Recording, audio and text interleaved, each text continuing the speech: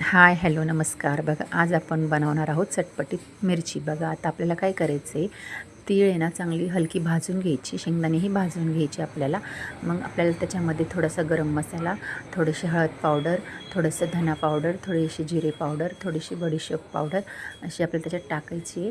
मग त्याच्यामध्ये आपल्याला चवीनुसार मीठ घालायचं आहे आणि मग त्याच्यात आपल्याला थोडंसं हिंग घालायचं आहे आणि मग आपल्याला तिखट लाल मिरची आणि कलरचीही 1 चमचा मिरची घालायची आहे. मग आपल्याला हे मिक्सरमध्ये बारीक करून सनी त्याच्यामध्ये आपल्याला लसूण कुटून टाकायचं आहे आणि लिंबूच्या आकार एवढा आपल्याला त्याच्यात गूळ घालायचा आहे आणि मग गूळ घातल्यावर त्याच्यावर आपल्याला थोडंसं लिंबू पिळायचं आहे आणि परत आपल्याला एकजीव करून घ्यायचं आहे. बघा, असं एकदम मस्त सुटसुटीत असं मसाला मस्त छान होतो. बघा किती छान झाला आहे. मग आपल्याला काय करायचं, ही मिरची अशी आकाराची घेऊन ती मध्यभागी कापून घ्यायची, आपल्याला त्याच्यातले बी काढून घ्यायचे आणि आपल्याला हा मसाला त्याच्यात असं मस्त दाबून दाबून भरायचा आहे. बी काढली तरी चालेल, नाही काढली तरी चालेल, मस्त असं दाबून दाबून भरायची. खूप छान लागते, खूप टेस्टी लागते. बघा, असं भरून घ्यायचं आहे. मग आता आपण काय करायचं, लोखंडाचा तवा ठेवायचा आहे, थोडंसं अगदी तेल घालायचं, त्याला तेल जास्त लागत नाही.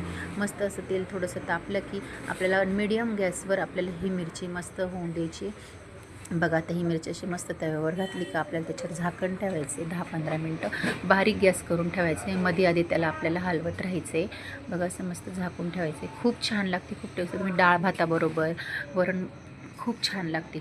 आणि मग तुम्ही ही मिरची कुठे प्रवासालाही घेऊन जाऊ शकता. 2-4 दिवस सहज टिकते अशी ही मिरची.